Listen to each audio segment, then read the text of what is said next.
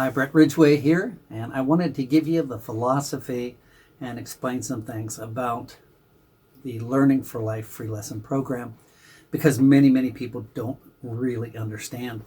I've had some professionals not real happy with what I'm doing because I'm giving something away, and I understand that frustration because teachers and musicians should be paid.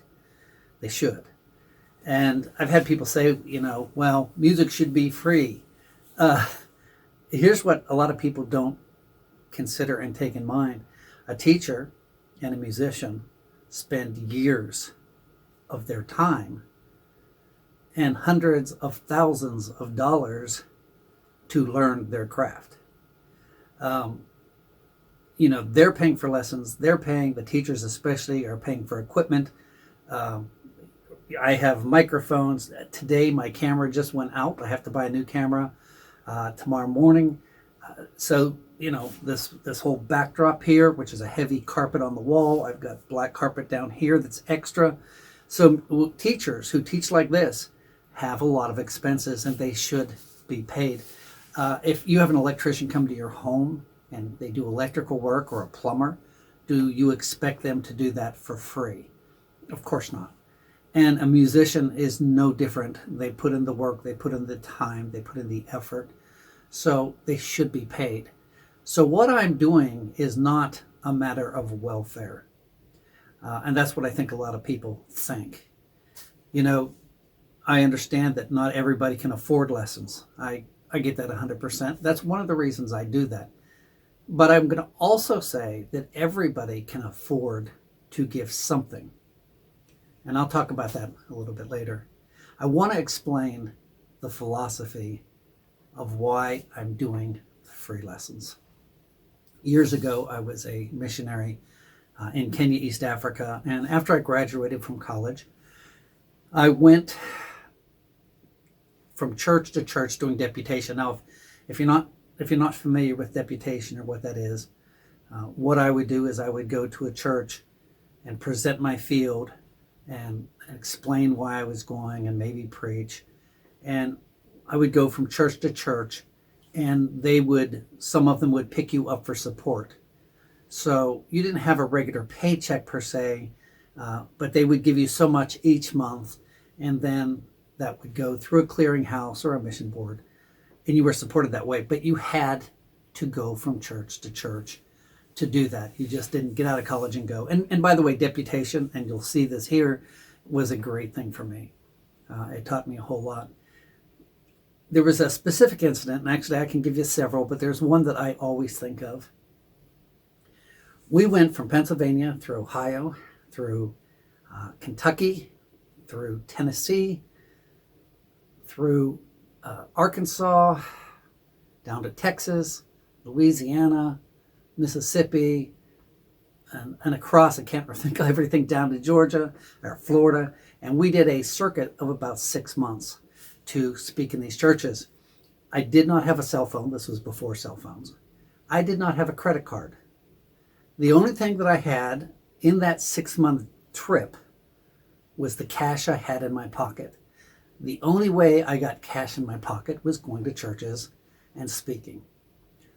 I was in Arkansas, and I had to drive to Texas that night. I had about between an eighth and a quarter tank of gas. And yes, I do remember this because of what happened.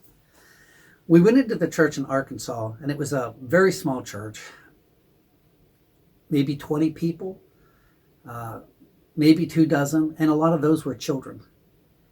And it was a wood floor, and actually everybody was sitting around a potbelly stove trying to get warm. It was cold, trying to get warm. They had mittens on, they had their coats on, they had like the toboggan hats on, and they were huddled around this potbelly stove as I walked in. And I'm ashamed to say this, but I thought, I've got $5. I have to drive to Texas, this church. And I was thinking, I was depending on that church. And honestly, when I thought that, and if you're a Christian, you understand this, but it was like the Lord smote my heart. I went out to my car immediately, right then and there, back out to my car, got in my car, and I sobbed. And I said, Lord, this is not my business. This is not my responsibility. I should not be looking at the circumstances. I shouldn't be looking at what somebody has. I shouldn't be expecting anything. And it's up to you to provide. And I was really convicted. And we went back into the church, and I presented the field. And amongst that tiny group of people, I left with $400. And what I'm telling you is, this is the philosophy behind it. And I'm going to go farther with this. When I was an evangelist, I had written some books. I was teaching seminars. I had some books. And just to cover the cost of the books, I would go in and offer the books for $5. You didn't have to have the book for the seminar, but if you wanted one, it was there for $5. And a preacher said to me, he said, you ought to just consider doing love offering. Let them pay what they want. And sometimes people would pay $2. Sometimes people didn't pay anything because they didn't have it. Sometimes, and these are all in the same churches, sometimes somebody would pay $20. Somebody paid $50 once for one of those books, because they had the option to give as they wanted to give. They weren't required to give. They had that option, and they had that heart of giving. I remember going to a Christian school. I had animals, and I would do a program and use them to preach with. And I remember going to a Christian school. They had called me up, and they said, we want you to come. And then they said, we have a policy that we don't pay our speakers. And I kind of laughed. I was on the telephone, and I said, I have a policy that I don't go to schools that have that kind of policy. And he kind of laughed, and I said, and I don't, by the way, because, when you work, whether it be at a church, wherever it is, when you go somewhere, to have a policy not to take care of that person, I just don't agree with that policy. And so he finally said, well, we'll give you, I forget what they called it, but we'll give you something. How much do you want? And I said, that's up to you. I didn't set a fee. I remember going to churches when I would do these seminars. I remember going to 2 churches, spent a whole week every single night, did not get a penny. I never went back to them. I never asked for it. So, sometimes churches would give you nothing. Sometimes they'll give you $100, $300, $1,000. I always left it on them. And I've even had churches call at one point, and they said, if you don't tell us how much you need to do this, we will not have you in.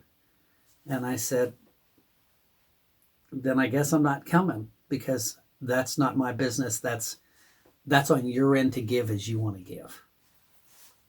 So I've always had that philosophy, because I lived like that. I remember going to a bank to get a loan. I don't know if it was for a car. I can't remember what it was for. And, they ask you all the questions. And they said, there was a woman, and she said, how much can you guarantee? What's your paycheck? And I said, well, I don't really get a paycheck. And she said, what do you mean? And she said, you have a job, right? And I said, well, yes. And I explained the evangelism. I'd go to churches. Sometimes they'd support, sometimes they didn't. I don't mean support. They'd give you an offering. And she says, okay, but what's your paycheck? And I said, I don't get a paycheck.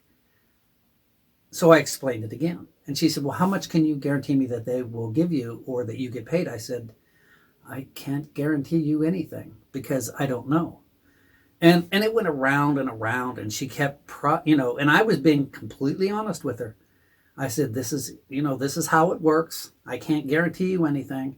And she finally sat back, and she crossed her arms, and she said, you don't live like that. And I smiled, and I said, I've lived like that for the last, how many years it was. I said, I've never missed a bill, and it's always been provided for. So that has always been my philosophy. I used to charge for lessons. There's nothing wrong with charging for lessons. There's nothing wrong with anybody charging for lessons. I am taking a different approach. My approach is offer it and let people, out of a heart of giving, give back if they so want to do that. When they do that, And if, my dream patron in Patreon, sometimes people support you because they want something, above the free lessons. They want something. And it's a motivation. That's kind of how Patreon works. And I have no problem doing that whatsoever. But a true patron is one who has the heart of wanting to give and help. I said that everybody can give. And I mean this. You could live on the street and have nothing of real value and still give to somebody else in some way. In the Bible, there's the story of the widow who had, I think, where we get the term the widow's mite. She had one thing, one coin, and the Pharisee who had riches, and she gave her the only thing she had. And the Bible says she gave more than he did, because giving is a matter of the heart. And that's kind of the philosophy behind this, and I hope that does clear things up. Right now, and I've said this before, if it was not for my wife, I could not be doing this. I couldn't. I would be working a full-time job somewhere else trying to pay the bills, but it's because of her right now. Patreon is not where it needs to be, where that I can do this without her. That's what my goal is. Not that I'm going to get away from her, but I need that support to do that. As I said, the cameras, the equipment, it just happens. Things like that happen. So that's where I'm trying to raise the Patreon support. But the trust is obviously in the Lord, but it's through people, not by forcing them or requiring a payment, but that they would invest in their own learning process, that they would have the heart to give back and help support this. And honestly, even though I've not made a penny doing this yet, I'm still doing better than when I charged. So that's my philosophy. I hope that makes sense. I hope you understand that. And I just want to thank everybody who is my patron, those who are giving back. I can't do it without you. And I want you to know how valued you really are to this program. So thank you, patrons, and thank you to those who are sharing, who are watching. I truly hope these lessons are a help and a blessing to you. I hope you're learning from them, and I try to be interactive. When people have questions, I try to respond. And you can always contact me for any questions or any help. But I want to thank you, and I hope this program goes on for a long time, and I do hope it is a true blessing to you all. Thanks so much.